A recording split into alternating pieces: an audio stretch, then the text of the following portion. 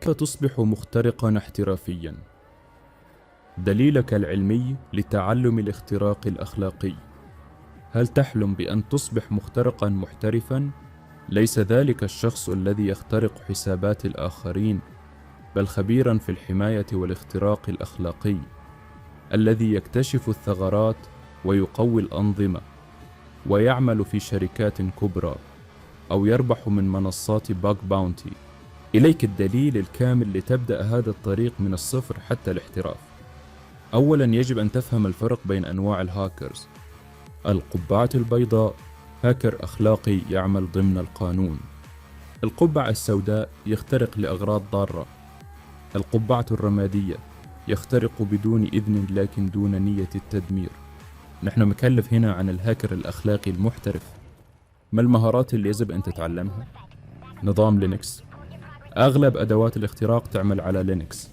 تعلم توزيعات مثل كالي لينوكس، وتدرب على الأوامر الأساسية مثل ls cd nmap وغيرها. الشبكات. فهم الشبكة هو أساس كل شيء. تعلم عن IP TCP DNS والبروتوكولات المختلفة، واستخدم أدوات مثل واير شارك لتحليل حركة المرور. البرمجة. اللغة اللي يجب أن تبدأ بها هي بايثون، لأنها تستخدم في كتابة أدوات واستغلالات كثيرة. ثم تعلم جافا سكريبت لاختراق تطبيقات الويب، وسي أو سي باس باس لفهم الثغرات العميقة.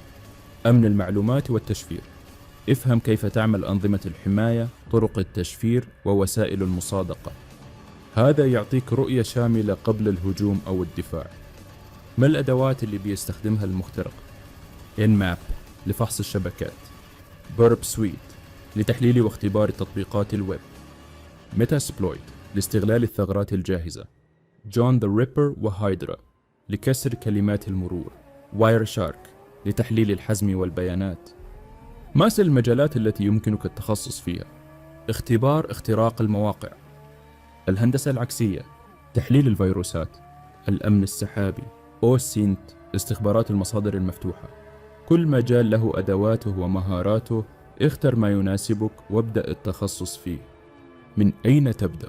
تعلم الأساسيات من دورات مجانية على يوتيوب أو أكاديميات مثل سايبراري وتراي هاك مي.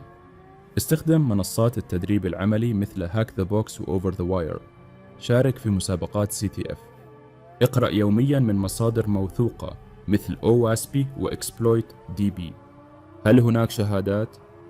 نعم، ويمكنك الحصول على اعتماد دولي مثل CEH للمبتدئين، OSCP للمحترفين، EJPT للمستوى المتوسط، Security Plus لفهم الأمن المعلوماتي.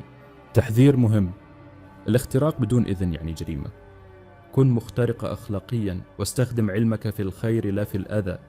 نصيحة أخيرة: المخترق المحترف ليس من يعرف الأدوات، بل من يفكر كمن صمم النظام.